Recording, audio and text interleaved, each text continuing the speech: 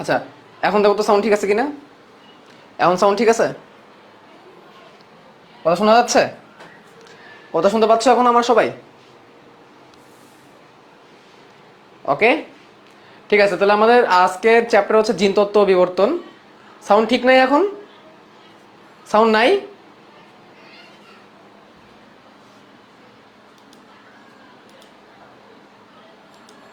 এখন এখন ঠিক আছে?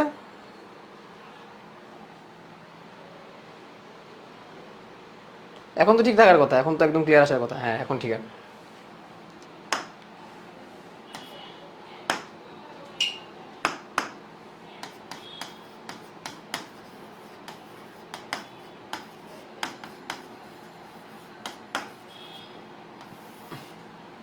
জিনতত্ত্ব ও বিবর্তন। জিনতত্ত্ব ও বিবর্তন। ওকে, তাহলে প্রথমে আমাদের একটু বুঝতে হবে জিনতত্ত্ব বিবর্তন ব্যাপারটা কি। জিনতত্ত্ব বিবর্তন ব্যাপারটা আমরা সবাই মোটামুটি জানি। এটা আসলে জিন নিয়ে আলোচনা করবে, মেন্ডেলের সূত্র নিয়ে আলোচনা করবে। পাশাপাশি এই চ্যাপ্টারে আরো কিছু গুরুত্বপূর্ণ জায়গা আছে যে জায়গাগুলো থেকে পরীক্ষা প্রশ্ন আসে। আমি তাহলে প্রথমে গুরুত্বপূর্ণ টপিকগুলো তোমাদের একটু লিখে দিই যে এই চ্যাপ্টারের জন্য গুরুত্বপূর্ণ টপিক কি কি। প্রথমে বিজ্ঞানী মেন্ডেল, মেন্ডেল পরিচিতি নিয়ে জানতে হবে। তারপরে জানতে হবে কিছু সংজ্ঞা, কিছু গুরুত্বপূর্ণ শব্দ, কিছু গুরুত্বপূর্ণ শব্দ যেমন আমরা দেখেছি হোমোজাইগাস, হেটেরোজাইগাস, লোকাস, ফ্যাক্টর, প্রকট জিন, প্রচ্ছন্ন জিন, জিনোটাইপ, ফিনোটাইপ এটসেট্রা। এরকম বিভিন্ন রকমের সংজ্ঞা আছে, এই সংজ্ঞাগুলো আমাদের জানতে হবে। তারপরে প্রথম সূত্রের ব্যাখ্যা, প্রথম সূত্রের ব্যতিক্রম, দ্বিতীয় সূত্রের ব্যতিক্রম, polygenic inheritance, polygenic inheritance, X X X ও এক্স এক্স এক্স ওয়াই লিঙ্গ নির্ধারণ নীতি, যেটাকে আমরা বলি এক্স এক্স এক্স ও এক্স এক্স এক্স ওয়াই লিঙ্গ নির্ধারণ নীতি। ঠিক আছে, এক্স এক্স এক্স ও এক্স এক্স এক্স ওয়াই লিঙ্গ নির্ধারণ নীতি। তারপর আমাদের কি লাগবে? তারপর লাগবে আমাদের হিমোফিলিয়া,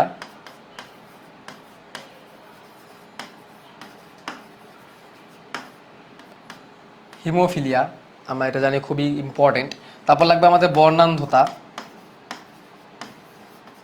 হিমোফিলিয়া, বর্ণান্ধতা। তারপর লাগবে ডিএমডি, ডুশেনি মাস্কুলার ডিস্ট্রফি। তারপরে ব্লাড গ্রুপিং, ব্লাড গ্রুপিং এটা কিন্তু খুবই গুরুত্বপূর্ণ টপিক। তো এইটুকুর মধ্যে আমাদের কি চলে আসতেছে? এইটুকুর মধ্যে আমাদের জিন তত্ত্ব যে টপিকটা আছে, জিন তত্ত্ব টপিকটা এখানে চলে আসবে। তারপরে যে টপিকটা শুরু হবে, তারপর যে টপিকটা শুরু হবে সেটা হচ্ছে বিবর্তন। বিবর্তন, বিবর্তন থেকে কি পড়ব? বিবর্তনের মতবাদ। তারপর আমরা পড়ব ল্যামার্কিজম, আমরা পড়ব ডারউইনিজম, বিবর্তনের সাপেক্ষে প্রমাণ, বিবর্তনের সাপেক্ষে প্রমাণ। বিবর্তনের সাপেক্ষে প্রমাণ যখন আমরা পড়তে যাব তখন কয়েকটা জিনিস আমাদের একটু ভালো করে পড়তে হবে। যেমন জীবন্ত জীবাশ্ম,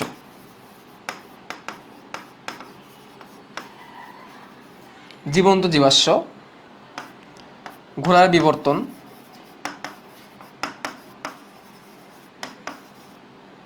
আর্কিওপটেরিক্স যুগের পাখি অর্থাৎ সরীসৃপ এবং পাখির সম্পর্ক, সরীসৃপ ও পাখির সম্পর্ক, এবং ভূতাত্ত্বিক কালক্রমটা আমাদের একটু দেখতে হবে। তো এইগুলো হচ্ছে গুরুত্বপূর্ণ টপিকস যেগুলো থেকে পরীক্ষায় বেশি প্রশ্ন আসে। ওকে, আচ্ছা। তার মধ্যে যদি তোমরা আমাকে একটু স্পেসিফিকভাবে বলতে পারো ভাইয়া কোন টপিকগুলোকে বেশি জোর দিব, তাহলে তোমাদের আমি একটু মার্ক করে দিই। দেখো, তোমরা মেন্ডেলের পরিচিতি সম্পর্কে এটা ভালো করে পড়বা, এখান থেকে অনেক প্রশ্ন আসে, কিছু গুরুত্বপূর্ণ শব্দ আছে এখান থেকে প্রশ্ন চলে আসে। প্রথম ও দ্বিতীয় সূত্রের ব্যতিক্রম, এটা ভালো করে পড়তে হবে। এক্স এক্স এক্সও এক্স এক্স এক্স ওয়াই লিঙ্গ নির্ধারণ নীতির উদাহরণ ভালো করে পড়তে হবে। হিমোফিলিয়া বর্ণান্ধতা এই দুটো ভালো করে পড়তে হবে। ব্লাড গ্রুপিং মেথড ভালো করে পড়তে হবে।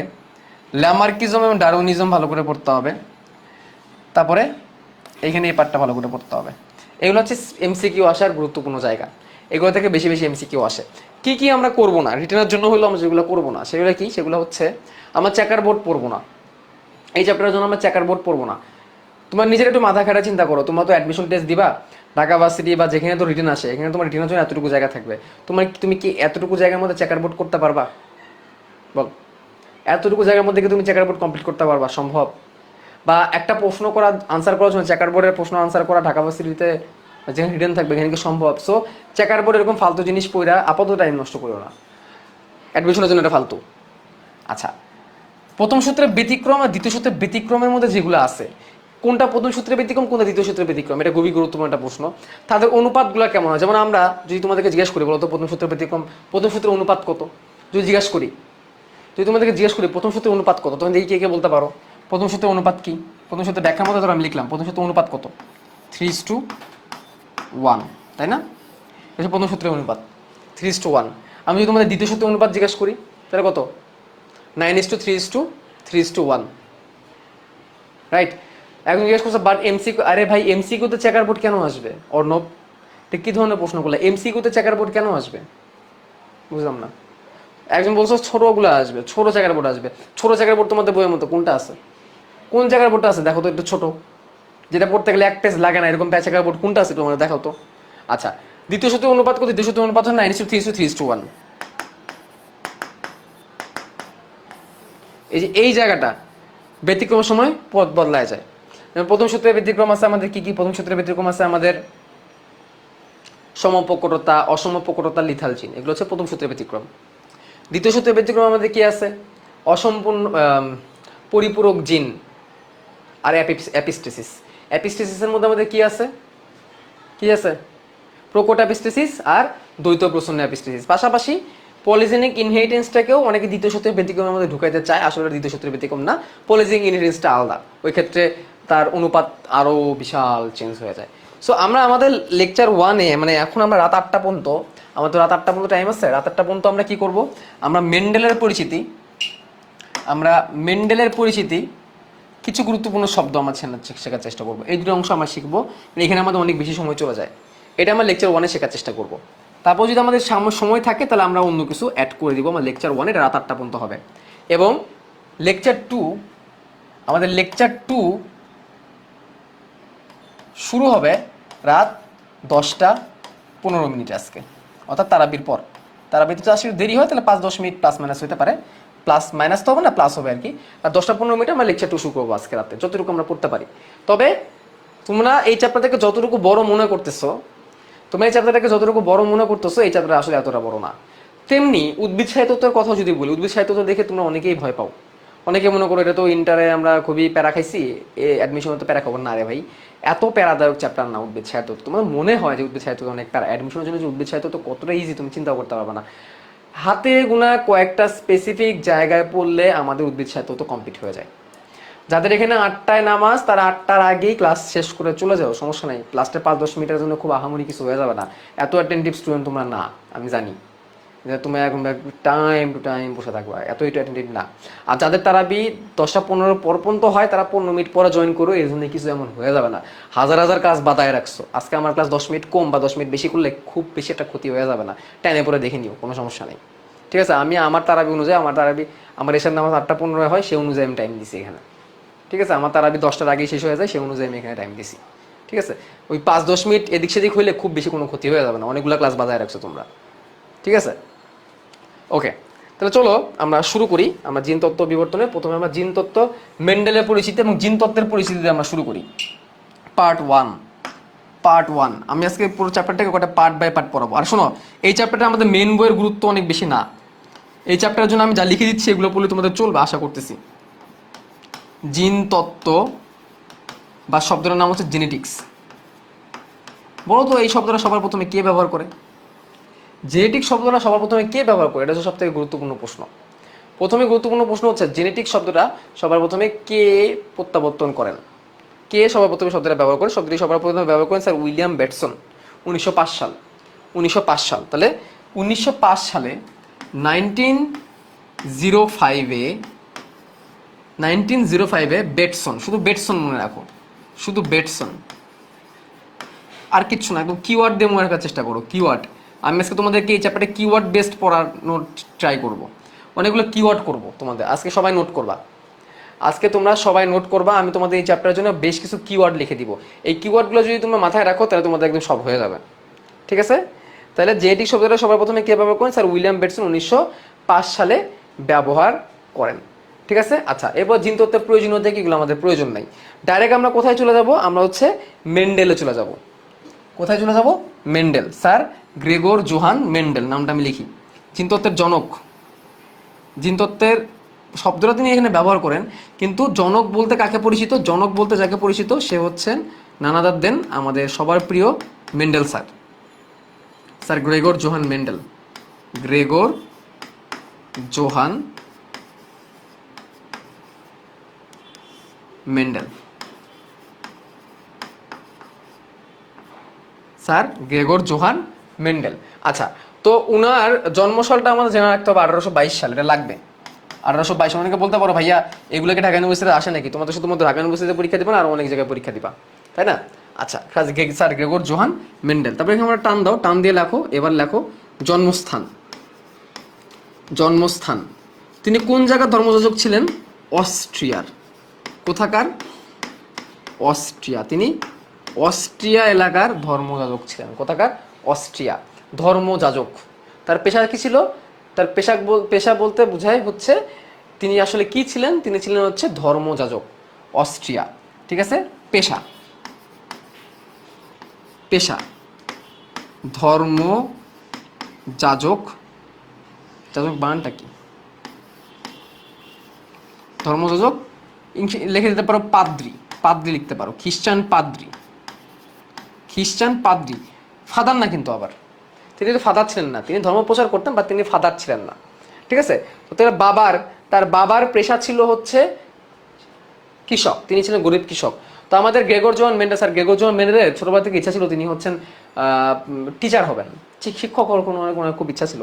বাট বাবার পেশা এবং মানে টাকা পয়সার অভাবে কারণে সেভাবে করে তিনি পড়াশোনা করতে পারেন নাই, যার কারণে তিনি আসলে ওইটা হতে পারেন না। তিনি হচ্ছেন খ্রিস্টান পাদ্রী, ঠিক আছে? পেশা ছিল ধর্ম যাজক, ঠিক আছে? অস্ট্রিয়াতে। ওকে, তাহলে এখানে আমাদের জানতে হবে এবার তিনি কি নিয়ে গবেষণা করেন।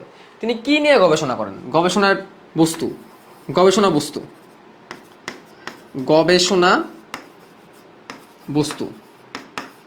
তার গবেষণা বস্তু কি ছিল বলো? গ্রেগর জোহান মেন্ডেলের গবেষণা বস্তু কি ছিল? বলতে হবে এটা। ভাই ইকো হচ্ছে, ইকো না তো, ঠিকই তো আছে।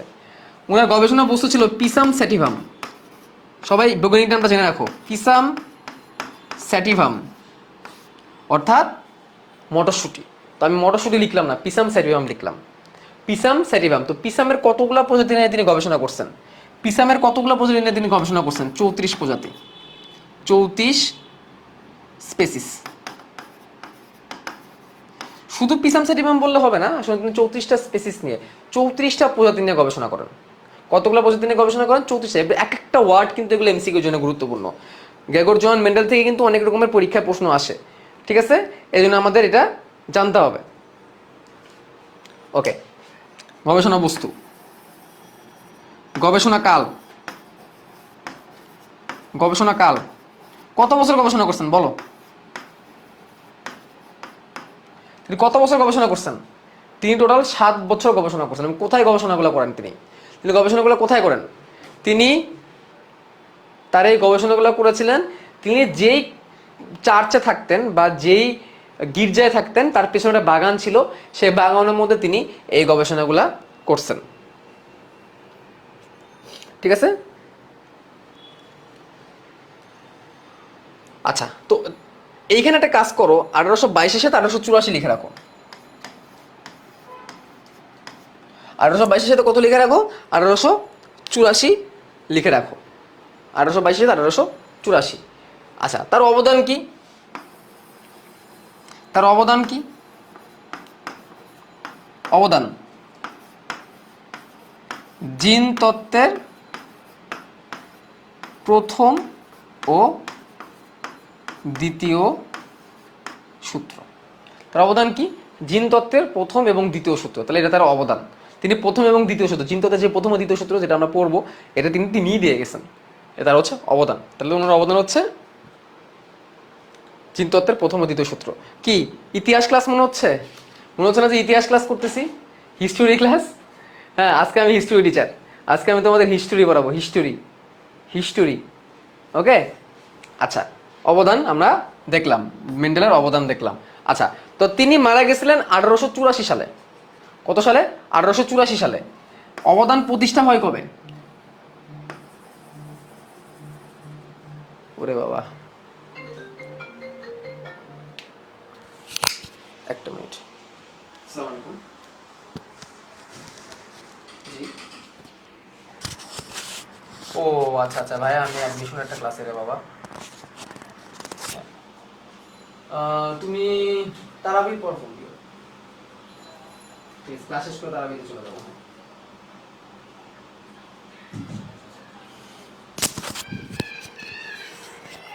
আচ্ছা, এবার দেখো 1884 সাথে তুমি 16 বছর যুক্ত করো। কত বছর? 16 বছর। তাহলে কত হয় সালটা? 1990। কত হয় সালটা? 1990। তাহলে 16 বছর অ্যাড করলে 1990। এটা কেন লিখলাম? তার মৃত্যু 16 বছর পর তার সূত্রগুলো প্রতিষ্ঠা লাভ করে। তার মৃত্যু 16 বছর পর তার সূত্র প্রতিষ্ঠা লাভ করে। এত সালে সূত্র প্রতিষ্ঠিত। তার মানে মরে বেঁচে থাকতে দাম পায় নাই, বেঁচে থাকতে দাম পায় নাই, মরার পরে তার সূত্র দিয়ে একেবারে ইয়ে বানাই ফেলছে। কি এখানে এটা? বেঁচে থাকতে দাম দেয় নাই, মরার পরে একেবারে বিশাল দাম দিয়ে ফেলছে এবং তাকে জিন তত্ত্বের জনক বানাই ফেলছে।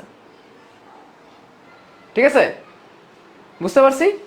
1990 করে ফেলছে। 1900 ওই হইল।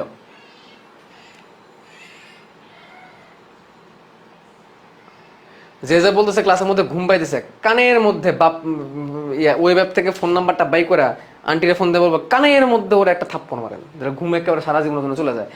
একেবারে অ্যাডমিশন এক পর্যন্ত ঘুম চলে যায়, কানের মধ্যে থাপ্পড় মারতে বলবো। আর আমি যদি বলে দিই কানের মধ্যে থাপ্পড় মারেন, একদম লাউডে দিয়ে কানের মধ্যে থাপ্পড় মারেন, আমার হয়ে মারেন একটা। আমি তো আমার হয়ে মারবোই, তখন তোমার আম্মু তোমার ও আরেক কানের মধ্যে আরেকটা মেরে দেবো, যেটা আমি আমার হয়ে দিলাম। ঠিক আছে, ঘুম পায় ওনার, বদমাশ পোলাবান যত সব। আচ্ছা, গেল। এখন এত বছর পরে এটা প্রাধান্য লাভ করলো কেমনে? ঠিক আছে, এত বছর পরে এটা প্রাধান্য লাভ করলো কেমনে? তো উনি দিয়ে গেছেন অস্ট্রিয়াতে। উনি দিয়ে গেছেন কোথায়? অস্ট্রিয়াতে। তো অস্ট্রিয়ার সহ আরো দূর প্রান্তের দুটো দেশে, অস্ট্রিয়া সহ আরো দূর প্রান্তের দুটো দেশে, যেমন নেদারল্যান্ড। যেমন কোথায়? নেদারল্যান্ড। তারপরে কোথায়? জার্মানি। তিন দেশ, অস্ট্রিয়া, নেদারল্যান্ড, জার্মানি। তিন জায়গার তিন বিজ্ঞানী তার মৃত্যুর পরপরই, তার মৃত্যু 10-12 বছর বা 16 বছর থেকে 10-12 বছর পরেই এইগুলো নিয়ে তিন জায়গায় কাকতালীয়ভাবে কোইন্সিডেন্টলি তিন জায়গায় এই রিসার্চগুলো করেন তারা, অস্ট্রিয়াতে, নেদারল্যান্ডে, জার্মানিতে। ঠিক আছে, তিন জায়গায়। তাহলে আমি এটা তোমাদের দেখাই। তাহলে সমসাময়িক তিনটা জায়গায়, অস্ট্রিয়া তো একটা জায়গা আমরা পাইলামই, অস্ট্রিয়া একটা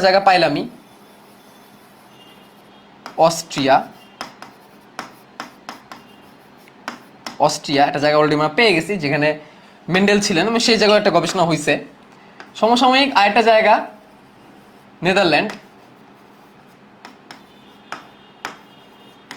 নেদারল্যান্ড, এবং সমসাময়িক আরো একটা জায়গা, সেটা কোথায়? সেটা হচ্ছে জার্মানি।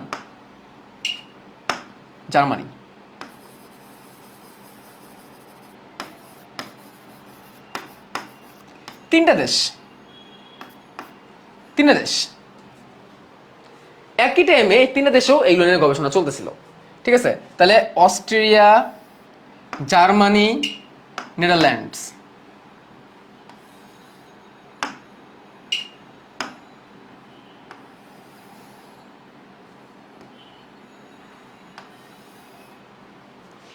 ওকে, তিনটা দেশে একই জিনিস নিয়ে গবেষণা চলতেছে, ও একই টাইমে, কাছাকাছি কাছাকাছি কাছাকাছি।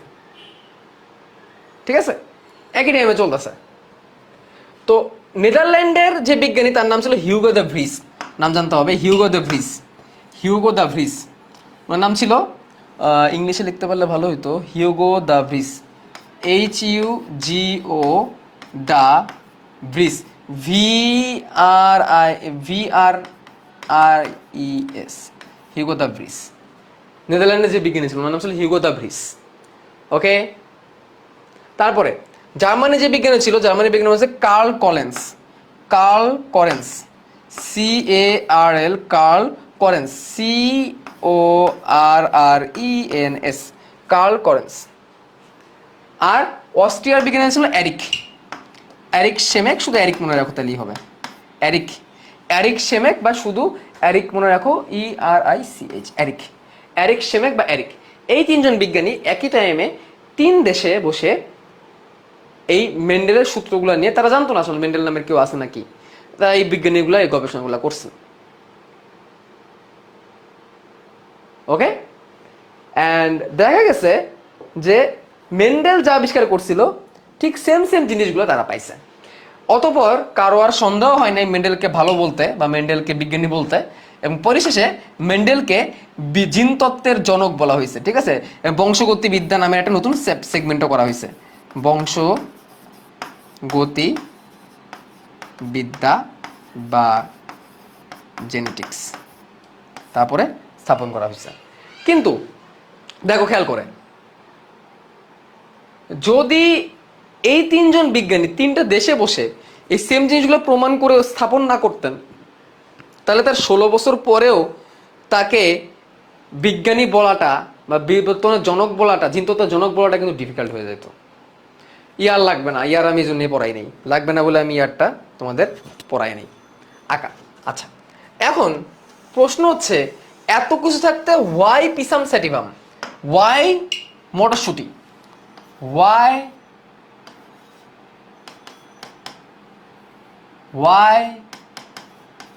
পিসাম স্যাটিভাম, কেন মটরশুটি? আমি মটরশুটি শব্দটা ব্যবহার করতে পারতাম, মানে আমি তোমাদের বৈজ্ঞানিক নামটা মুখস্থ করতে যাচ্ছি, এই জন্য আমি দিইনি। ঠিক আছে, আচ্ছা কেন মটরশুটি বেছে নেওয়া হলো, এটা হচ্ছে গুড কোশ্চেন। কেন মটরশুটি বেছে নেওয়া হলো, উত্তরে আসো। প্রথম উত্তর হতে পারে একবর্ষজীবী। প্রথম উত্তর হচ্ছে একবর্ষজীবী, অর্থাৎ সে মাত্র 1 বছর বাঁচছে। 1 বছর বাঁচছে যেটা লাভ, যে 1 বছরের মধ্যে আমি ফলনটা পেয়ে যাব, অর্থাৎ এর আয়ুষ্কাল অল্প। পরবর্তী পয়েন্টটা লিখতে পারি আমি, আয়ুষ্কাল অল্প, আয়ুষ্কাল অল্প। সুতরাং এর ফলাফল দেখার জন্য তোমার বছরের পর বছর ওয়েট করা লাগবে না। তুমি একটা জাম গাছ লাগাইলা, সেই জাম গাছ থেকে ফল আসবে 40 বছর পর, 40 বছর পর থেকে আরেকটা আসবে, তো তুমি মরে যাবা, তোমার বংশধর এসে পরে এটা নিয়ে মানে গবেষণা করবে, এরকম একটা অবস্থা হয়ে যাবে। তো ওইটা দিয়ে তুমি কিছু বাই করতে পারো, এখানে তুমি প্রতি বছর টেস্ট করতে পারবা, 1 বছর 2-3 বার তুমি টেস্ট করতে পারবা। আচ্ছা, তারপরে উভলিঙ্গ, উভলিঙ্গ ফুল, উভলিঙ্গ ফুল, এটা একটা বড় কারণ। উভলিঙ্গ ফুল হওয়ার কারণে তুমি কি করতে পারবা, উভলিঙ্গ ফুল হওয়ার কারণে তুমি স্বপরাগায়ন করতে পারবা, স্বপরাগায়ন। তো যাদের মধ্যে স্বপরাগায়ন করা যায় তাদের পরাগায়ন করার জন্য অন্য কোনো বাহকের জন্য ওয়েট করা লাগে না, তুমি নিজেই ক্রস ম্যাচিং, ইন্টারক্রস করতে পারবা। উভলিঙ্গ হওয়ার কারণে তুমি এই স্বপরাগায়নের সুবিধাটা তুমি পাচ্ছ। ঠিক আছে, এই সুবিধাটা তুমি এইভাবে পাচ্ছ। আচ্ছা, তারপরে বড় আকৃতির ফুল, বড় আকৃতির ফুল, ফুলের আকৃতি যদি বড় হয় তাহলে তার পুংস্তবক, স্ত্রীস্তবকগুলো বড় হবে। তাহলে তুমি কি করবা, তুমি নিজে চেঞ্জ করতে খুব পারবা। ঠিক আছে, তুমি ইজিলি এদের মধ্যে ইন্টারচেঞ্জ বা ইন্টারক্রস তুমি করতে পারবা। আচ্ছা, তারপরে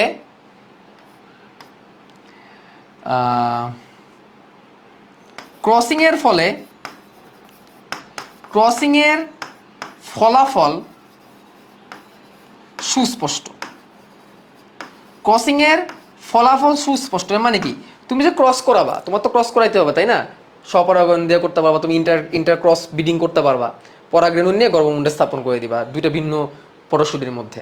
তো এর মধ্যে যে চেঞ্জগুলো আসবে, ক্রসিং এর ফলাফল যেগুলো আসবে, নতুন যে ফিনোটাইপগুলো আসবে, F1 F2 জেনারেশন যেগুলো আসবে, সেগুলো যে বৈশিষ্ট্যগুলো, সেগুলো চেঞ্জগুলো তুমি ইজিলি দেখতে পারবা, ভিজিবল তোমার চোখের সামনে থাকবে। ঠিক আছে, এবং উর্বর বংশধর তৈরি হবে, এটা বড় কারণ। উর্বর বংশধর তৈরি হবে। এমন না যে তুমি ক্রস করলা, ক্রস করে তুমি যে উদ্ভিদটা পাইলা সেই উদ্ভিদটা 2 দিনে গেছে মইরা, এটা নিয়ে তুমি গবেষণা করতে পারবা? এটা নিয়ে তুমি ইজিলি কি করতে পারবা না? গবেষণা করতে পারবা না। ঠিক আছে, তো এই যে 7টা কারণ, এই 7টা কারণ বললেই চলবে, 7টা বা 8টা কারণ বললেই চলবে। এই 7টা কারণে মেন্ডেল কি করছে, এই মটরশুঁটি গাছটা বেছে নিছে। আমি আবার একটু বলি, এখানে কিন্তু এমসিকিউ আসবে এবং এটা কিন্তু রিটেনও আসতে পারে। এমসিকিউ রিটেন দুটোর জন্য গুরুত্বপূর্ণ। ঠিক আছে, ক্রসিং এর ফলাফল সুস্পষ্ট ও বহু প্রকরণ, এটাও লিখে রাখো, বহু প্রকরণ। বহু প্রকরণ মানে অনেকগুলা ভেরিয়েন্ট পাওয়া যায় ভেবে চাইলে। আচ্ছা, 1 বর্ষজীবী, আয়ুষ্কাল অল্প, উভলিঙ্গ ফুল এবং এতে স্বপরাগায়ন হয়, ফুলের আকারগুলো অনেক বড়, বৈশিষ্ট্যমণ্ডিত, অর্থাৎ একটা থেকে একটা বৈশিষ্ট্য চেঞ্জ করা যায় এবং নতুন নতুন প্রকরণ তৈরি হতে পারে, এবং যে বংশধরগুলো তৈরি হবে সেগুলো উর্বর, সহজে মারা যাবে না, ইত্যাদি কারণ। তো এখান থেকে যেরকম এমসিকিউ আসতে পারে, এরকম বোর্ডে মানে রিটেনও আসতে পারে, দুটোই আসতে পারে। তো এই জন্য আমরা মেন্ডেলের ইয়েটাকে ধরে নিচ্ছি। আচ্ছা, তো এখন কথা হচ্ছে, এই যে পিসাম সেটিভাম যে আলোচনা করছে মটরশুঁটি, এখানে একটা গুরুত্বপূর্ণ প্রশ্ন আসতে পারে যে মটরশুঁটির ক্রোমোজোম কয় জোড়া, বলতে পারবা? মটরশুঁটির ক্রোমোজোম কয় জোড়া? মটরশুঁটির ডিপ্লয়েড কোষে ক্রোমোজোম কয় জোড়া? মটরশুঁটির ডিপ্লয়েড কোষে ক্রোমোজোম 7 জোড়া। তাহলে এখানে লিখে রাখো, উপরেই লিখে রাখো, মটরশুঁটির ডিপ্লয়েড কোষে 7 জোড়া ক্রোমোজোম আছে। এই 7 জোড়া ক্রোমোজোম নিয়েই আমাদের মেন্ডেল আঙ্কেল গবেষণা করছেন। ঠিক আছে, 7টা এনেই মেন্ডেল আঙ্কেল আমাদের কি করছেন, গবেষণা করছেন। গেল। এবার আমরা জিনতত্ত্বের জন্য ব্যবহৃত কিছু শব্দ চলে যাবো। তোমাদের বইয়ের মধ্যে থেকে আমি অনেক কিছু বাদ দিছি, ইচ্ছা করে বাদ দিছি, ওগুলো পরীক্ষা আসবে না, এই জন্য। এবার আমরা জিনতত্ত্বে ব্যবহৃত কিছু শব্দ নিয়ে আমরা আলোচনা করব। জিনতত্ত্বে ব্যবহৃত কতগুলো শব্দের ব্যাখ্যা, জিনতত্ত্বে ব্যবহৃত কতগুলো শব্দের ব্যাখ্যা, এটা খুবই গুরুত্বপূর্ণ। এখন যেটা পড়তে যাচ্ছে এটা খুবই গুরুত্বপূর্ণ।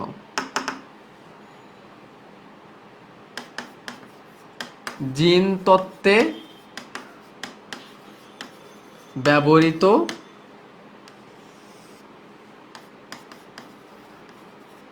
কিছু শব্দের ব্যাখ্যা। তো ব্যাখ্যা আমাদের লেখা লাগবে না, আমাদের এখানে বুঝতে হবে। আমাদের এখানে মেন কাজ হচ্ছে বুঝা যে শব্দগুলোর মিনিং কি। এর আমাদের মেন চ্যালেঞ্জটা কি? মেন চ্যালেঞ্জ হচ্ছে এই মেন্ডেল আঙ্কেলের যে সূত্রগুলো আছে, সূত্রগুলোর ব্যাখ্যা সম্পর্কে জানা। আচ্ছা, প্রথমে যে দিনে আমি শুরু করব সেটা হচ্ছে মোনোহাইব্রিড ক্রস। মোনো হাইব্রিড ক্রস, যার অনুপাত হবে 3:1, অর্থাৎ মেন্ডেলের প্রথম সূত্র। মেন্ডেলের প্রথম সূত্রকে কি বলা হয়? মোনোহাইব্রিড ক্রস বলা হয়। মোনোহাইব্রিড ক্রস, হাইব্রিড মানে বুঝতেই পারতেছো যেখানে 2টা জিন এখানে লাগবে, মিনিমাম 2টা জিন লাগবে, আমার মিনিমাম 2টা জিন আমার লাগবে। হাইব্রিড কথাটা যে তোমরা বলছি, একজনে কখনো হাইব্রিড হয়? বলো, একজনে কখনো হাইব্রিড হয়? একজনে তুমি কোনো কিছু হাইব্রিড করতে পারবা? একজনে তুমি কখনো কোনো কিছু হাইব্রিড করতে পারবা না। হাইব্রিড করতে গেলে 2টা লাগবে। তাহলে মোনো হাইব্রিড মানে 1 জোড়া। অনুপাত কত? 3:1। তুমি 1 জোড়া বৈশিষ্ট্য নিয়ে কাজ করবা। যেমন তুমি চুলের রং নিয়ে কাজ করতেছো, চুলের রং কালো হইতে পারে, সাদাও হইতে পারে, বৈশিষ্ট্য 1 জোড়া। 1 জোড়া বৈশিষ্ট্য তুমি কাজ করছো, চুলের রং সাদাও হইতে পারে, কালো হইতে পারে, 1 জোড়া বৈশিষ্ট্য। 1 জোড়া বৈশিষ্ট্য নিয়ে যখন তুমি কাজ করবা, তখন এটা মোনোহাইব্রিড ক্রস, মেন্ডেলের প্রথম সূত্র। মেন্ডেলের প্রথম সূত্র। তারপরে die hybrid cross, die hybrid cross 9:3:3:1, 16টা বংশধর। কয়টা বংশধর? 16টা। একটা জিনিস লিখে রাখো, এখানে 4টা বংশধর নিয়ে কাজ করবে, এখানে তুমি 16টা বংশধর নিয়ে কাজ করবে, লিখে রাখো। এক ক্ষেত্রে তুমি 4টা বংশধর নিয়ে কাজ করতেছো, এক ক্ষেত্রে তুমি 16টা বংশধর নিয়ে কাজ করতেছো। Die hybrid cross, die hybrid cross মানে কি? হাইব্রিড মানে 2টা আর ডাই মানে 2, মানে 2 জোড়া বিপরীত বৈশিষ্ট্য নিয়ে তুমি এখানে কাজ করবা। মনে রাখবা, 1 জোড়া বিপরীত বৈশিষ্ট্য, আর এখানে বলতেছি 2 জোড়া বিপরীত বৈশিষ্ট্য। বিপরীত বৈশিষ্ট্য, যেমন সাদা হলে কালো, চুলের রং হয় সাদা নালে কালো, চোখের রং হয় ব্রাউন নালে ব্ল্যাক। যেমন 2 জোড়া বৈশিষ্ট্য নিয়ে তুমি কাজ করতেছো। তাহলে 1 জোড়া বৈশিষ্ট্য কখন? হয় সাদা নাহলে কালো চুলের রং। আর চুলের সাথে তুমি যদি এখন তুমি চোখের রং অ্যাড করে দিলা, বা চুলের সাথে চুলের টাইপটা তুমি অ্যাড করে দিলা, চুল হয় কার্লি আর নাইলে স্ট্রেট, তো তুমি বলতেছো চুল কার্লি অথবা স্ট্রেট, সাদা অথবা কালো। তাহলে এখানে তুমি 2 জোড়া বৈশিষ্ট্য নিয়ে কাজ করতেছো, দ্যাট ইজ ডাইহাইব্রিড কসম। এখানে ভ্যারিয়েন্ট বেশি হবে, 16 রকমের ভ্যারাইটিস তুমি এখানে পাবা। আচ্ছা, এইগুলা যখন তুমি বাইরে থেকে দেখবা এটাকে বলা হবে ফিনোটাইপ। তুমি যখন বাইরে থেকে দেখবা তখন এটাকে বলা হবে ফিনোটাইপ, বাহ্যিক বাহ্যিক প্রকাশ, জীবের বাহ্যিক প্রকাশ, বাহ্যিক প্রকাশ বা বাহ্যিক লক্ষণ, বাহ্যিক প্রকাশ বা বাহ্যিক লক্ষণ। তুমি কি দেখে বুঝতেছো? চুলের রং কালো অথবা সাদা, চুল কোকড়া অথবা স্ট্রেট। বাইরে থেকে তুমি যেটা দেখতেছো এটা হচ্ছে ফিনোটাইপ। এটাকে কি বলতেছে? ফিনোটাইপ। এগুলোর জন্য অনেক জিন কাজ করতেছে, এগুলোকে বলা হবে জিনোটাইপ। এগুলোর জন্য কি কাজ করতেছে? জিনোটাইপ কাজ করতেছে। জিনোটাইপ মানে কি? তুমি বাহ্যিকভাবে দেখলা, তুমি বাহ্যিকভাবে দেখলা কালো, তুমি বাহ্যিকভাবে দেখলা কালো, তার জন্যে 2টা জিন কাজ করতেছে। এখন ক্রোমোজোম যেহেতু জোড়া জোড়ায় থাকে, মনে রাখবে এখানে আমরা যা আঁকাবো সব জোড়া জোড়ায় আঁকাবো, কারণ ক্রোমোজোম জোড়া জোড়ায় থাকে।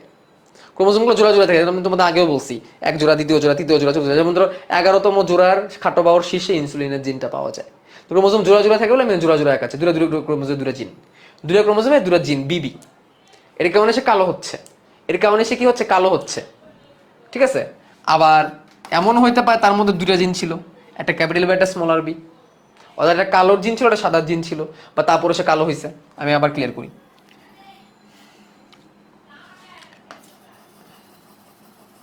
2টা ক্রোমোজোম আমি আঁকাচ্ছি।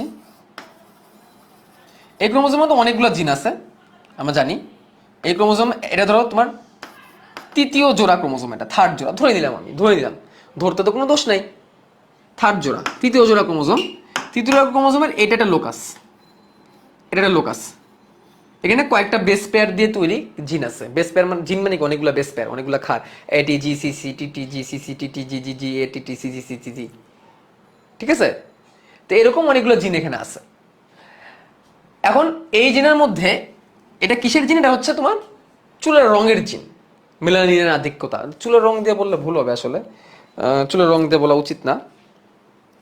চুলের রং না বাদ দিয়ে আমি গিনিপিকের কালার দিয়ে তোমাদেরকে বলি। ধরো কালো গিনিপিক, গিনিপিকটা কালো, এটা কেন হয়েছে? কারণ এখানে কালোর জিন আছে, 2টাই ক্যাপিটাল বি, 2টাই ক্যাপিটাল বি। অর্থাৎ এর কাছেও কালো হওয়ার জিন আছে, এর কাছেও কালো হওয়ার জিন আছে। তাহলে অবশ্যই ফিনোটাইপ কালো হবে, বাহ্যিক লক্ষণ কালো হবে, এবং জিনোটাইপও কিন্তু কালো। জিনোটাইপও কি? কালো। ফাইন। কিন্তু লেফট সাইডের ক্রোমোজোমে, মানে এটা তো এক জোড়া ক্রোমোজোম, জোড়া জোড়া থাকবে সবসময়। একটার কাছে কালো হওয়ার জিন আছে, আরেকটার কাছে একই লোক আছে কালো হওয়ার জিন নাই, ফর্সা হওয়ার জিন আছে, বা চুলের কালার ধরো ধূসর হওয়ার জিন আছে, বা ধরো গিনিপিগের গায়ের রং বাদামি হওয়ার জিন আছে। অর্থাৎ একটার মধ্যে কালো, ওকে ফাইন, আরেকটার মধ্যে বাদামি, বাট প্রকাশ পাইছে কালো। প্রকাশ পাইছে কি? কালো। তাহলে ভিতরে যা আছে তাই কি প্রকাশ পাইছে? ভিতরে যা আছে তাই কি প্রকাশ পায়? ভিতরে যা থাকবে তাই কি প্রকাশ পাবে এমন কোনো গ্যারেন্টি আছে? ভিন্ন কিছু প্রকাশ পাইতে পারে না, ভিন্ন কিছু তো প্রকাশ পাইতে পারে। কি ঠিক বলছি? বুঝছো? তার মানে যা আছে তাই যে প্রকাশ পাবে এরকম না, ভিন্ন কিছু প্রকাশ পাইতে পারে। যেমন এমন হইতে পারতো তার কালো আর সাদা 2টা জিনিস ছিল, বাট সে কালোটা প্রকাশ পেয়েছে। এই কারণে ফিনোটাইপ আর জিনোটাইপ এক না। দেখো দেখতে কিন্তু কালোই, বাট সে আসলেই কালো হইতে পারে, অথবা আসলে কালো নাও হইতে পারে। জিনোটাইপের দিক থেকে কালো সাদা দূরেই থাকতে পারে। ঠিক আছে? তাহলে আইদার পুরোটাই কালো হবে, অর্থাৎ বিশুদ্ধ হবে, অথবা হাইব্রিড বা সংকর হবে। এখান থেকেই বিশুদ্ধ আর সংকর শব্দটা আসছে। এখান থেকে কোন শব্দটা আসছে? বিশুদ্ধ আর সংকর শব্দ দুটো আসছে। এটা বিশুদ্ধ কালো, এটা সংকর কালো, বাট কালো। আবার বাদামি হইতে পারে, পিওর বাদামি হইতে পারে, পিওর বাদামি কালার হইতে পারে। ধরো এটাও ছোট হাতের বি, তো এটাও ছোট হাতের বি, তাহলে সে পিওর বাদামি হয়ে যাবে, তাহলে সে বস্তুটা একদম পিওর বাদামি হয়ে যাবে। ঠিক আছে? আচ্ছা, তাহলে এগুলো ফিনোটাইপ আর জিনোটাইপ। ফিনোটাইপ জিনোটাইপ বুঝলাম। আচ্ছা, এবার আমরা বুঝবো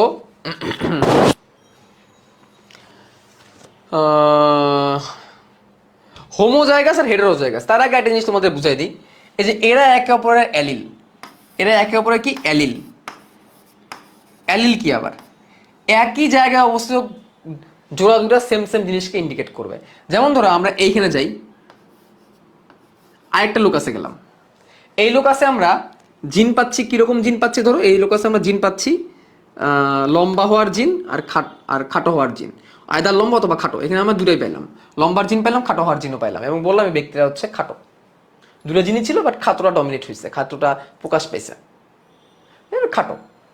তাহলে দেখো এখন কিন্তু আমার এক জোড়া বৈশিষ্ট্য নিয়ে কাজ করছে, এরকম অনেকগুলো আছে, অনেকগুলো আছে। এরকম একটা ক্রোমোজোম তো জিন দিয়ে ভরা, অসংখ্য জিন পাইতে পারি আমরা। আমরা জাস্ট 2 জোড়া নিয়ে কাজ করতে গেলে আমরা ভস্কাই যাই, 2 জোড়া নিয়ে কাজ করতে গেলে 16টা বৈশিষ্ট্য চলে আসে।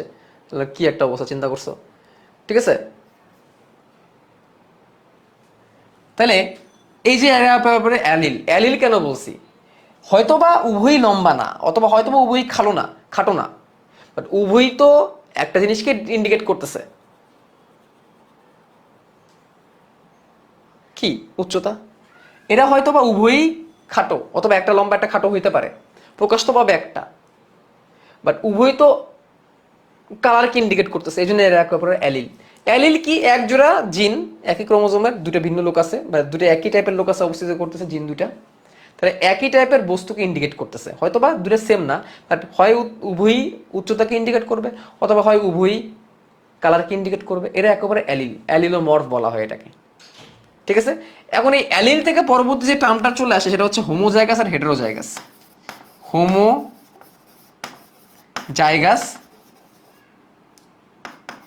বা বিশুদ্ধ, হোমোজাইগাস বা বিশুদ্ধ যদি অ্যালিল দুটো এরকম হয় যে দুটেই লম্বা অথবা দুটেই খাটোকে ইন্ডিকেট করতে, তাহলে এটা বিশুদ্ধ, ওই জীবটা বিশুদ্ধ, ওই জীবের মধ্যে এখন কোনো মিশ্রণ হয় নাই। আর এটা আছে হেটেরোজাইগাস, হেটারোজাইগাস, বা এটাকে আমরা সংকর বলি, সেক্ষেত্রে এরকম হয়ে যাবে, দুটো সেম থাকবে না, দুটো জিন কি থাকবে না? সেম থাকবে না, একটা লম্বা একটা খাটো, এরকম হলে হেটেরোজাইগাস বলবে। এখন হোমোজাইগাস নিয়ে কোনো কথা নেই, তারা বিশুদ্ধ, তারা সরল, তাদেরকে নিয়ে কোনো প্যারা নাই, তাদেরকে নিয়ে আমাদের কোনো সমস্যা নাই। সমস্যাটা কোন জায়গায় হয়?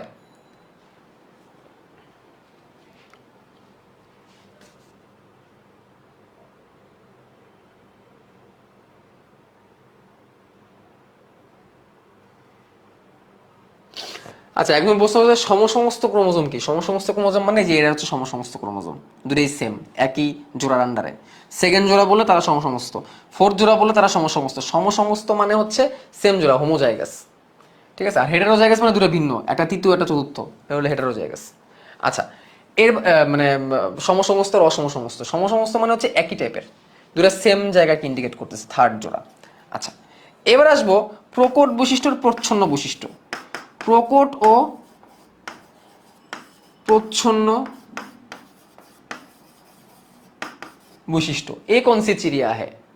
প্রকট আর প্রচ্ছন্ন বৈশিষ্ট্য হচ্ছে, ধরো এই ক্ষেত্রে তো লম্বাই হবে, এই ক্ষেত্রে খাটোই হবে, কোনো সন্দেহ নাই, কারণ তারা বিশুদ্ধ, তাদের ক্ষেত্রে খাটো লম্বা হওয়া নিয়ে কোনো প্রবলেম নাই। মানে প্রবলেমটা এই জায়গায় হবে, আয়দার খাটো হবে অথবা লম্বা হবে, অথবা আয়দার কালো হবে অথবা সাদা হবে, যে কোনো একটা তো হবে। কি হবে? যে কোনো একটা হবে, দুটো তো একসাথে হবে না, তাই না? যেটা প্রকাশ পাবে সেটা হবে প্রকট বৈশিষ্ট্য, আর যেটা প্রকাশ পাইতে পারবে না সেটা হচ্ছে প্রচ্ছন্ন বৈশিষ্ট্য।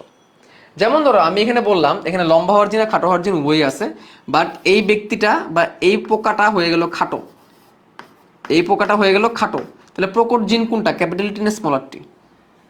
প্রকট জিন কোনটা? ক্যাপিটাল টি না স্মলার টি? সবসময় যে ক্যাপিটালটাই প্রকট হবে এমন না, ওটা আমরা আলাদা করার জন্য দিই। ক্যাপিটাল যে সবসময় প্রকট হবে এরকম না। ঠিক আছে, এইখানে ধরো এটা তো, এখানে তো বলার কিছু না, এটা তো বুঝা যাচ্ছে এটা সাদা হবে। তাহলে যেটা প্রকাশ পাবে সেটা হচ্ছে প্রকট জিন, আর প্রকট জিন যাকে বাধা দিবে প্রকাশ পাইতে সে হচ্ছে প্রচ্ছন্ন জিন। অর্থাৎ যে প্রকাশ পাবে না, যে প্রকাশ পাবে না সে হচ্ছে প্রচ্ছন্ন জিন। তাহলে আমরা আরেকটা জিনিস ক্লিয়ার হইলাম, একটা স্পেসিফিক জিনকে একটা নির্দিষ্ট জায়গায় গেলেই পাবো, অন্য জায়গায় গেলে তুমি পাবা না।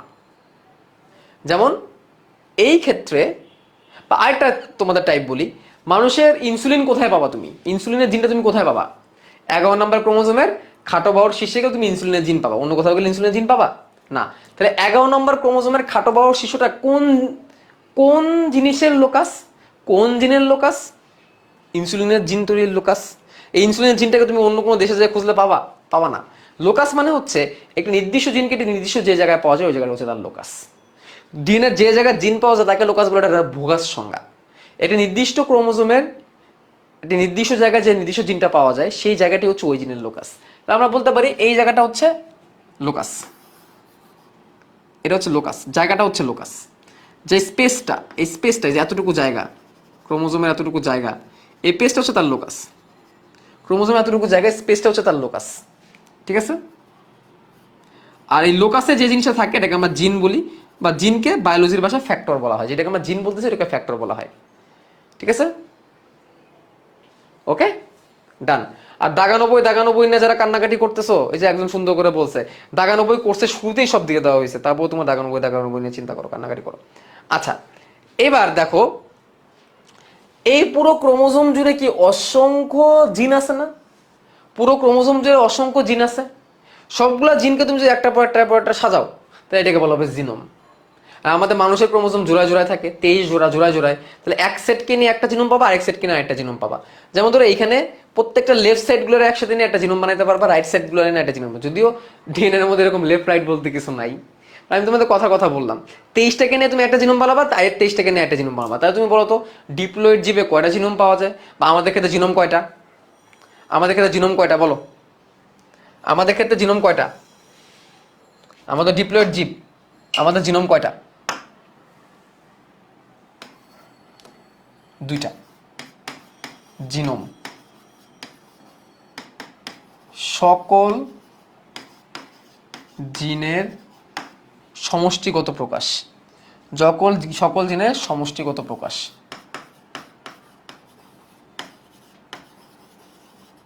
এটাকে আমরা কি বলতেছি? জিনোম বলতেছি। আচ্ছা, এবার প্যারেন্টাল জিন। প্যারেন্টাল জিন তুমি যাকে নিয়ে তুমি টেস্ট করা শুরু করবা, এটা সংজ্ঞা আসে না, বা জানতে হবে। P1 বলা হয় এটাকে। তুমি যাকে নিয়ে টেস্ট করা শুরু করবা, পি বা P1, যাকে নিয়ে তুমি টেস্টটা করা শুরু করবা তাকে তুমি প্যারেন্টাল জিন বলবা। তুমি যাকে নিয়ে টেস্ট করানো শুরু করছো, হুইচ ইজ প্যারেন্টাল জিন। প্রথমে যাকে নিয়ে শুরু করবা সে হচ্ছে প্যারেন্ট। আবার তার থেকে কিছু বাচ্চা কাচ্চা হবে, সেই বাচ্চা কাচ্চা এনে তুমি যদি এক্সপেরিমেন্ট করো তাহলে তারা তখন প্যারেন্ট হয়ে যাবে। প্যারেন্ট থেকে তুমি ফার্স্ট জেনারেশন পাবা। প্যারেন্ট থেকে তুমি কি পাবা? ফার্স্ট জেনারেশন, যেটাকে আমরা বলি F1। F1 এর পরে তুমি পাবা F2, তারপর তুমি পাবা F3, এভাবে চলতে থাকবে। F3 পর্যন্ত আমরা যাই না।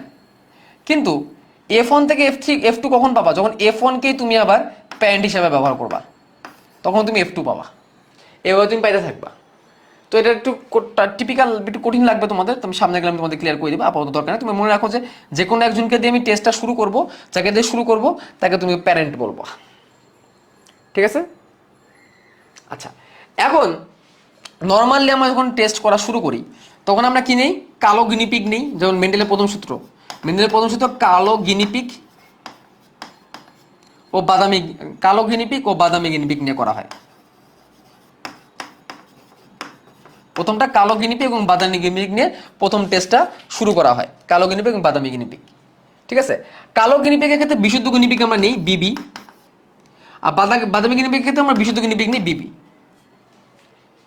ঠিক আছে? দুটোই বিশুদ্ধ, হোমোজাইগাস, কোনো মিশ্রণ টিশ্রণ নাই। তাহলে এরা হচ্ছে প্যারেন্ট P1, এরাই হচ্ছে প্যারেন্ট P1।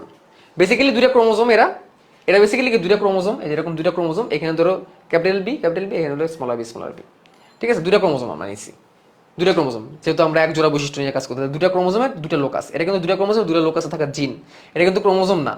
ক্যাপিটাল বি এটা কিন্তু ক্রোমোজোম না, এটা দুইটা জিন, দুটো লোকাসে অবস্থিত, দুটো আলাদা আলাদা ক্রোমোজোমের, বাট তারা হোমোজাইগাস।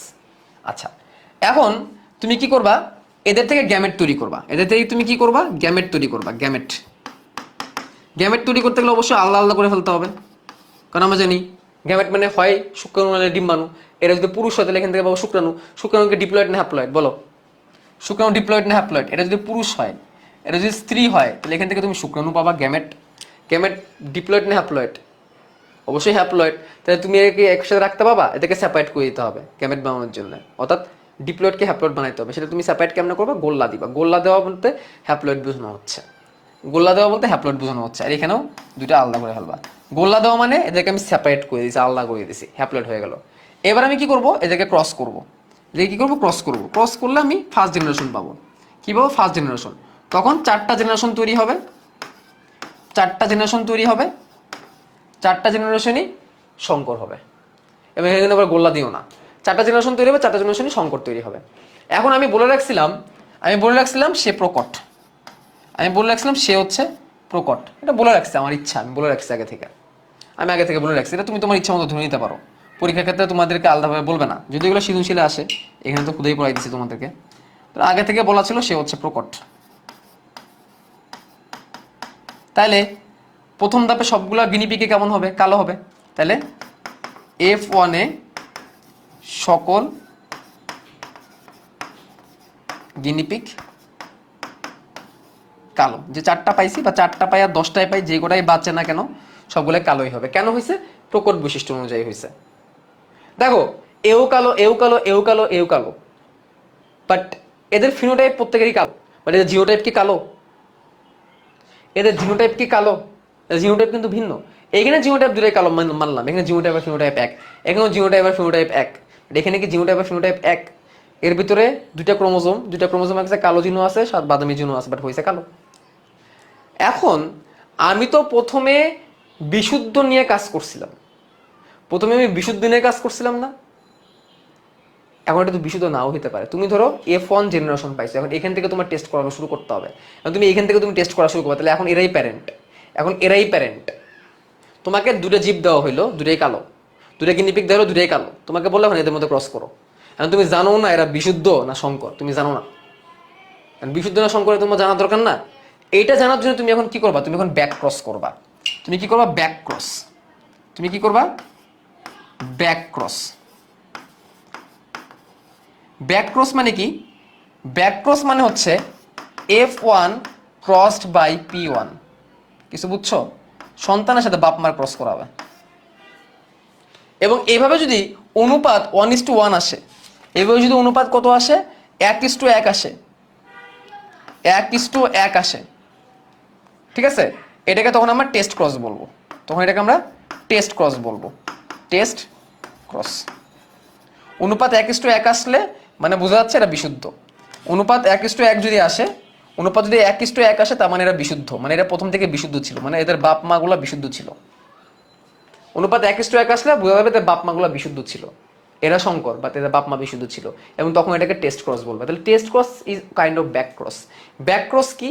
তুমি সন্তানকে তার পিতা মাতার সাথে যদি ক্রস করাও, F1 কে তার প্যারেন্টের সাথে যদি ক্রস করাও, বা F2 কে যদি F1 এর সাথে করাও, অর্থাৎ তার বাবা মার সাথে যদি তার করাও, তাহলে ব্যাক ক্রস। এই ব্যাক ক্রস করে সে হোমোজাইগাস না হেটেরোজাইগাস ছিল, সে বিশুদ্ধ না সংকর ছিল, সেটা যদি বের করার চেষ্টা করো, তখন সেটা হবে টেস্ট ক্রস। তখন সেটা হবে কি? Test cross. মানে কখন করতেছি, আমি এখানে ফিনোটাইপ দেখতেছি সবগুলাই কালো, বাট আমি ভিতরে ঢুকতে পারতেছি না, তারা আসলে বিশুদ্ধ না সংকর আমি বুঝতেছি না, তারা হোমোজাইগাস না হেটেরোজাইগাস আমি বুঝতেছি না। আমার এনে দিয়ে দিল, আমি এটাও জানি না এরা প্যারেন্ট না F1 না F2, আমি কিছুই জানি না। এরা বিশুদ্ধ না সংকর, এটা বের করা আমার খুবই দরকার। তখন তুমি কি করবো, তখন এদের পিতা মাতার সাথে ক্রস করাবো। বিশুদ্ধ না সংকর বুঝতেছি না, আমি জানি এদের পিতা মাতার সাথে ক্রস করাবো। ক্রস করাইলেই হবে ব্যাক ক্রস। অনুপাত 1:1 আসলে টেস্ট ক্রস। শেষ। দেখো বুঝো কিনা। এই 11টা সংজ্ঞা নিয়ে আমরা সামনে আগাবো।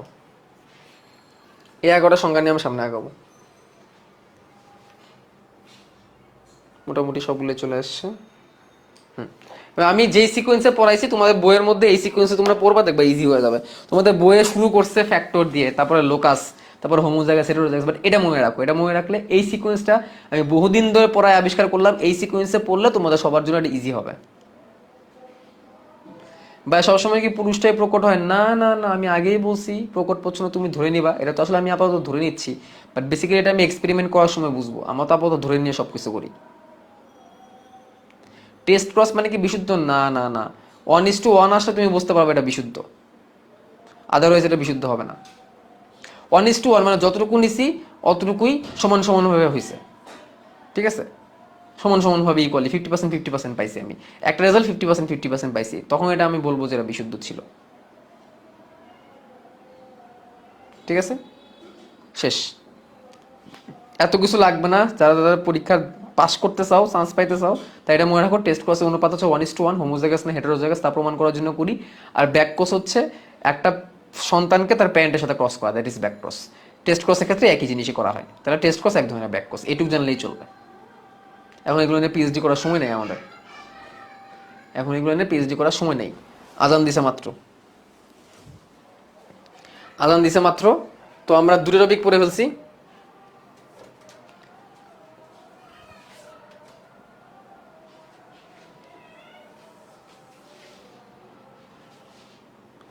We have learn 2 topics.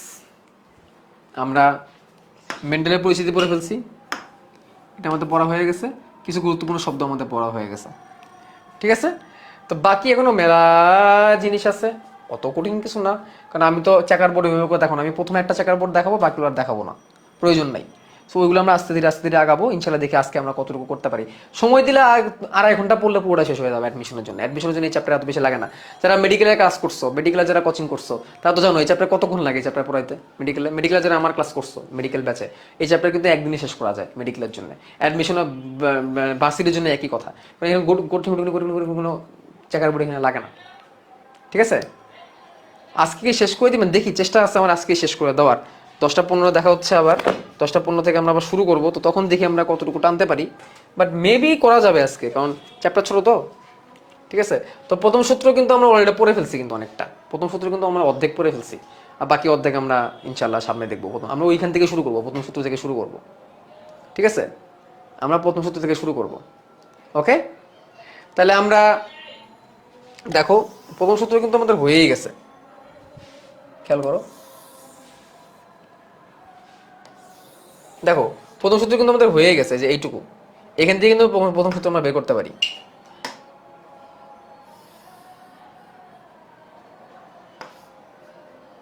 আমার প্রথম সূত্র এখান থেকে বের করতে পারি।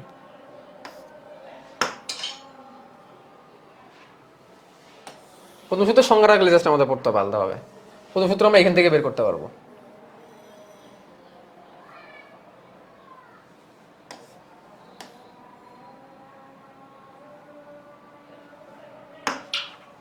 দেখো প্রথম সূত্র আমরা এখান থেকে বের করতে পারবো, ঠিক আছে। এবার দেখো কি করব, এবার একদমই ইজি, এই যে যে ধাপটা পাইছি, এই যে প্রথম সূত্র, এই সূত্রটার কিন্তু আমরা মানে পৃথকীকরণ সূত্র বলে থাকি এটাকে আমরা কি সূত্র বলি, এটাকে আমরা পৃথকীকরণ সূত্র বলি, কারণ এটা পৃথক হয়ে যায়।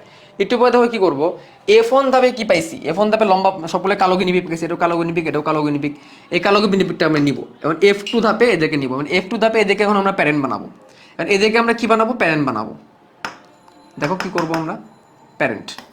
এবার এদেরকে আমরা প্যারেন্ট বানাবো, পিটি লেখার দরকার নেই, পিটি প্যারেন্ট আমি কি করতেছি, প্যারেন্টের ক্ষেত্রে আমি এখানেও কালো গিনিপিগ নিচ্ছি, কালো গিনিপিগ, এখানে আমরা কালো গিনিপিগ নিচ্ছি, দুটোই কালো, দুটো আমরা কালো গিনিপিগ নিচ্ছি, ঠিক আছে, প্যারেন্ট। তাহলে কেমন হবে সেটা, অবশ্যই capital B smaller B, capital B smaller B, same না। আচ্ছা, এবার আমরা এটা গ্যামেট বানাবো, gamete, capital B smaller B, capital B smaller B, gamete হয়ে গেল। এবার আমরা F2 পাবো, F2, F2তে আমরা চেকার বোর্ড আঁকাবো, F2তে আমরা কি করবো, চেকার বোর্ড আঁকাবো।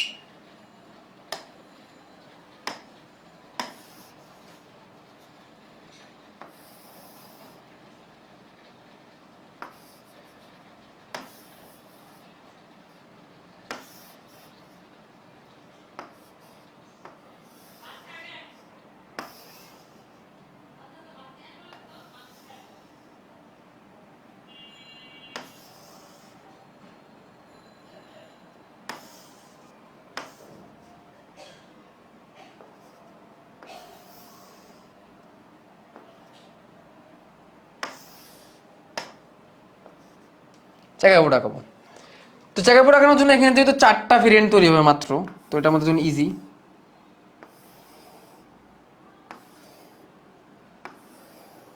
মাত্র 4টা ভেরিয়েন্ট এখানে তৈরি হবে।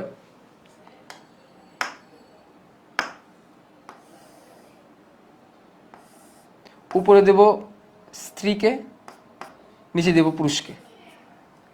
ঠিক আছে, উপরে স্ত্রীকে দেবো, নিচে পুরুষ। এটা ধরো পুরুষ, এটা ধরো স্ত্রী। আচ্ছা, এখন জিনগুলো আমরা লিখবো। তাহলে জিনগুলো কি কি আছে? ক্যাপিটাল বি, স্মলার বি, নিচে হচ্ছে পুরুষ, ক্যাপিটাল বি, স্মলার বি। যুক্ত হয় দেখো, এখানে দুটোই বিবি, এখানে ক্যাপিটাল বি আর উপর থেকে স্মলার বি, এখানে ক্যাপিটাল বি আর নিচ থেকে স্মলার বি, এখানে smaller b, smaller B.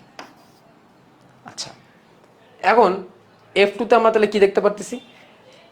Capital B, capital B, capital B, smaller b. এই হচ্ছে অনুপাতগুলো। যেখানে ক্যাপিটাল বি আছে সেটাই হচ্ছে প্রকট, অর্থাৎ কালো, আর এটা হচ্ছে বাদামি। তাহলে কালো অনুপাত বাদামি সমান সমান 3:1 পেয়ে গেলাম। এটাকে আমরা অন্যটা কালার দিয়ে দিই, তাহলে ভালো হবে বেশি।